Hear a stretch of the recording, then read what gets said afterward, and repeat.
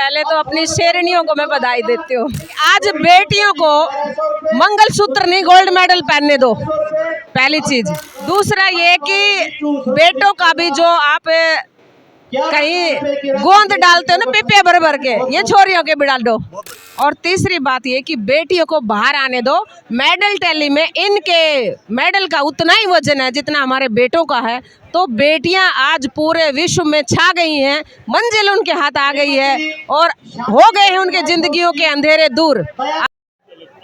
दोस्तों, आज जहांगीरपुर गांव में खेल से जुड़ी विशिष्ट हस्तियां यहां पहुंच रही हैं, जो प्रियंका काद्यान जी को सम्मानित कर रही हैं, जिन्होंने 19वें एशियाई खेलों में कबड्डी में गोल्ड मेडल जीता है। ऐसी ही एक शख्सियत है हमारे बीच में जिन्होंने कबड्डी को उच्चतम स्तर तक पहुंचाया है। सुनील डबास जी द्रोणाचार्य अवार्डी है, पद्म भूषण से सम्मानित हो चुकी हैं और कबड्डी को समर्पित व्यक्तित्व हैं, जो लाखों लड़कियों के लिए, खिलाड़ियों के लिए प्रेरणा है। सुनील जी, बड़ी उपलब्धि बन जाती है। 2014 में गोल्ड था, 2018 में सिल्वर था, अब 2023 में वो गोल्ड बन चुका है। तो प्रियंका काद्यान और पूरी भारतीय महिला कबड्डी टीम के लिए क्या कहेंगे? सबसे पहले तो अपनी शेरनियों को मैं बधाई देती हूँ। और दूसरा ये है कि जब भारत का गोल्ड 2018 में छिन गया था, बड़ी टीस थी, एक तकलीफ थी कि हमारा भारतीय खेल और हम कैसे हार गए। तो उसी मकसद से, उसी जुनून से इन बच्चों की तैयारी जो है हम कर रहे थे और आज वो गोल्ड इन्होंने वापस ला दिया। तो हम सब भारतवासी अपनी इन बेटियों पर गर्व करते हैं और ये सभी बधाई के पात्र हैं। इन बच्चियों को मैं बहुत बहुत बधाइयाँ भी देती हूँ और आशीर्वाद भी देती हूँ कि इसी गोल्ड की परंपरा को आगे बनाए रखें, क्योंकि मैं लगातार 8 गोल्ड लेके आई थी, कोई भी मैच हमने हारने नहीं दिया। तो एक भी हारा तो हमें टीस होती है। और इन्होंने बच्चियों ने एंड तक 1-1 स्कोर के साथ फाइट किया।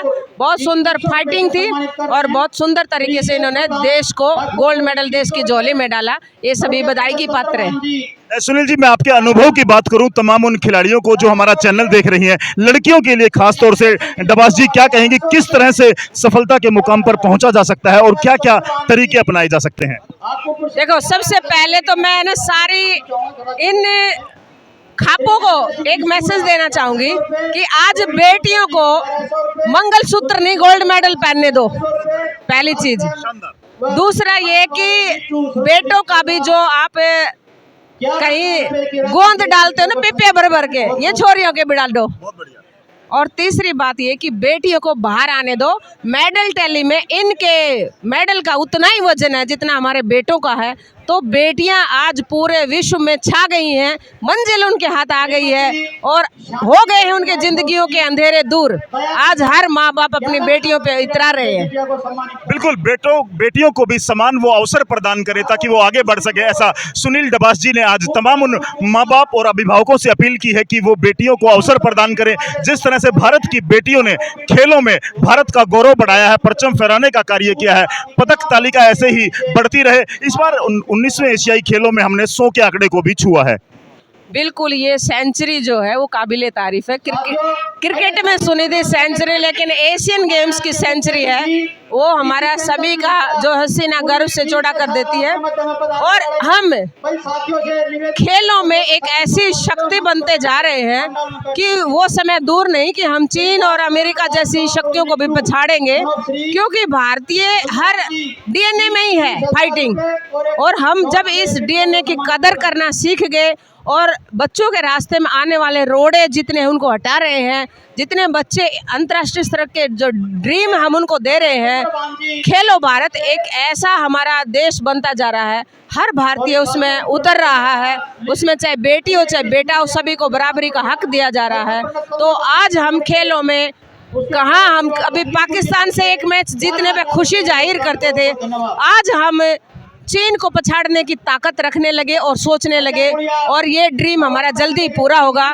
इसी के साथ पहले भी मैं कह चुकी हूँ और मोदी जी से मैंने पहले भी एक रिक्वेस्ट की थी, आज भी करती हूँ कि खेलों से आपने काफ़ी हद तक तो पॉलिटिक्स को बाहर कर दिया है।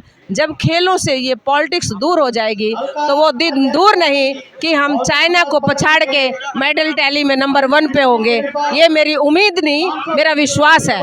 हमारे हर भारतीय खिलाड़ियों में इतना दमखम है कि वो मेडल ला सकते हैं। और आज जो ये 100 मेडल आए हैं, ये करोड़ों भारतीय युवाओं को उम्मीद दे चुके हैं, ड्रीम दे चुके हैं और इंस्पिरेशन दे चुके हैं। यही आने वाले समय में डबल ट्रिपल है, मल्टीप्लाई होगा और इसी तरह हमारे मेडल हैं आने वाले समय में बढ़ते जाएंगे।